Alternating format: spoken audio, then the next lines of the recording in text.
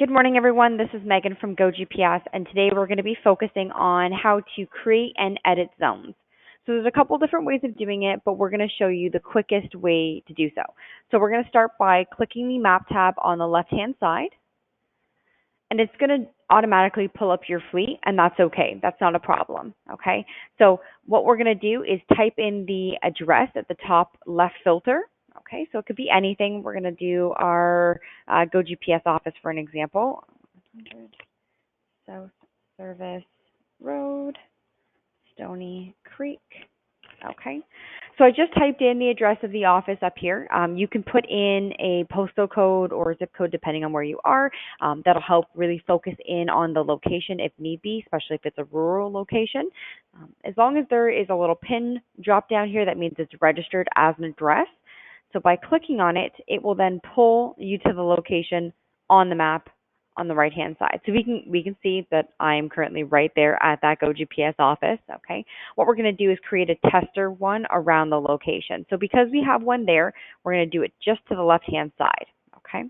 So I'm going to click the Add Zone button at the top of the screen, and it's going to prompt me to drop dots in a shape around the location that I want to cover. So it doesn't have to be a square or a rectangle. It could be any shape that you'd like, but we're just going to go ahead and drop them on the map around the location. Okay. And if you make it a little bit too big or maybe a little bit too small, you'll find out once you close it and fill out the information. You can always come back and take a look at it. And that's actually what we're going to do. We're going to finish this up and then we'll come back and we'll edit it. Okay, so I am going to make it a little bit bigger than what I would like it to be. And then I'm going to click the initial dot that I started with just to close up my shape. Okay, so now it's asking me to go ahead and name my zone. So for an example, if this was a customer of yours, you could put in the name of the customer, but I'm just going to call this tester 123. If there are specific groups inside of your company that this location needs to be assigned to, you can choose the specific group. Right now I'm filtered to the Canadian location for GoGPS, so I'm going to click the Canadian group. If you don't have groups inside of your system, that's okay. You can just leave it as the company group so that everyone can see it. You do have the option to put information in the comment section, and what we suggest is putting in the comment section the customer name and contact number. Okay.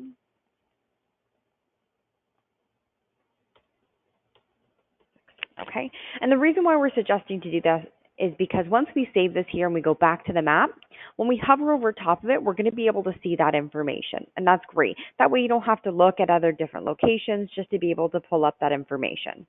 Okay. We want to make sure that this is being visible on the map, so it's already got marked off as yes. You do have the option to turn it off, and some clients will do this if there's a lot going on in one location. It's just very clustered, but for the most part, we want to make sure that it is visible on the map. Then we have the option to choose a type of zone. So this one here is defaulted to customer. The main three that will be in any software would be customer, office, or home. You can create different types, and we'll touch on that later on. Okay, but you can see that there's quite a few here that we have for types, but I am going to leave it as a customer. Okay. And then it says indicate stops within zone. Yes, we want that. So before we started creating this zone, we could see that the GoGPS office had my vehicle currently sitting inside of it. That's what we want to be able to see. So we're going to leave that as yes. Then we have the option to choose a color choice. So it comes with 7 generic colors. If you're not a fan for them, or maybe you've used all those colors previously, you can select the larger bar and choose a custom color. So it's completely up to you on how you'd like to do it. A lot of our clients will choose all customers be one color, all homes be one color, or you can break it down, say, by locations. So if you have a specific area that you want to cover for one color, like a schedule or a route area, you can do that one color and then choose a different one to be a different color. Again, it's completely up to you and what works best for your company. Okay, so I'm just going to click this color here, choose OK, and then we have the ability to select an end date. For the most part, you're never going to want to get rid of your zones. So it's always going to default for to never. But you do have the option for today, tomorrow, a week, or other. We do, again, suggest never, especially if you're latching up these locations or zones to routes. By doing that, it'll change the entire route system, and it can really have an effect on that. So we always suggest never get rid of your zones. Okay. So once that information is filled out, you're going to click Save at the top left corner. It's going to bring me back to the map, and it's going to show me my zone. Perfect. Okay. So maybe it's not so perfect, and we want to make some adjustments to it. It's a little bit big or a little bit small. We can always left click on the zone and choose to change the zone shape. Okay. So here it's asking me to change the shape, so I can click on those dots and just drag and drop. Okay. So I am going to just pull it in a little bit on both sides. Okay.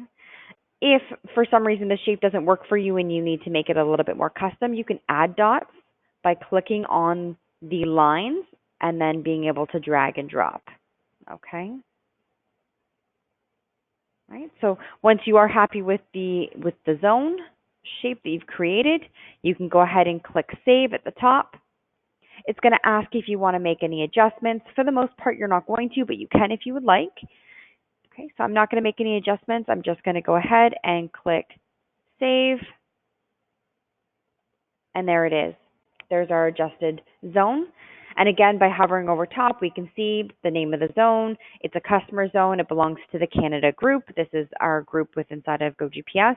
And then it has that comment information. So that's my name and my customer information. Okay. Perfect. All right. So I am going to go ahead and show you how to do a quick import for zones as well. So this is the manual way of creating and editing zones. Now to do a quick import, you can choose the zones and message button on the left-hand side and choose the import zones button. Okay. So in here, it's prompting you to drop a file into the location. But to get kind of a format of what the file should look like, click the question mark button at the top of the screen, and it'll give you two different types. So the first type of layout or format is with latitude and longitude. Now, if you're getting this information from somewhere else, it might already come with latitude and longitude, or it may even come with the actual address, okay, which is the second option here. All right. In most cases, we do suggest you contact us and we can really help you put your zones into the system for you. You would just have to fill out column A and column B if you're choosing section 2, okay, with the name of the company and the address. If you do have a reference number for them, like a doc number, you can put that in there, or in the comment section, you can put the customer name, contact name and number. And then the same thing goes for option number A. You can choose to fill out column A, B, C, D, and E. And then when it comes to F and G for option A or E and F for option 2, you can leave those blank and we will take care of that for you. But again, just let us know what you're looking for and we can really assist you. And just keep in mind that it does have to have a specific format, okay? So it has to be an XLSX, an XLSM, or a zip file. All right. All you would do is then just drag and drop your file into here, and then it would prompt you to choose the group, choose your type, choose the size. 200 meters is quite large. We would suggest probably going to maybe like 100 or even 50, depends on what you're really trying to cover. You can choose your colors in here, your visibility, everything that you would manually do when creating it right on the map. You also have the options in here. Okay. You'd then apply changes, and then you would then click, there'd be like a little arrow in the right corner over here to upload the file. Okay. If there's any kind of confusion, please feel free to contact myself or the support team, and we'll be happy to walk you through that. Okay. Now we're going to quickly just take a look at zones. What we have here in the GoGPS office, we have 21 zones assigned to the Canada office, which is fine. Now keep in mind, if you have zones that are not assigned to a group, but your user is filtered to a group, you're still going to see those additional zones because they are in there as all of GoGPS or all as the company group. All right, so just if you have any questions, please let us know. All right. And why I really wanted to come into this section is not only just to show you the list of your zones, but also you can see the types of zones that you have in the system. So I'm going to choose the types button at the top of the screen. and it's going to give you a list of all of them. So the default ones are grayed out because you cannot make adjustments to those, but you can make adjustments to ones that are already in here, or sorry, new ones that are in here. So we do have, say, assets or incident report, and then you have the option to create new ones. So at the top of the screen, you can click add, and you can make ones that are gas stations. Okay, and you can put in any kind of comments in there as well. Click save, and there's our gas station.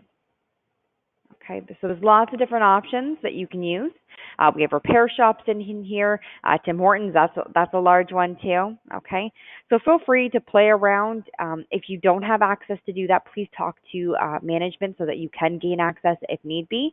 And I think that pretty much sums it up for today. So that is the session on how to create and edit zones. And then, yeah, that's it for today. So thanks everyone for joining, and have a great day.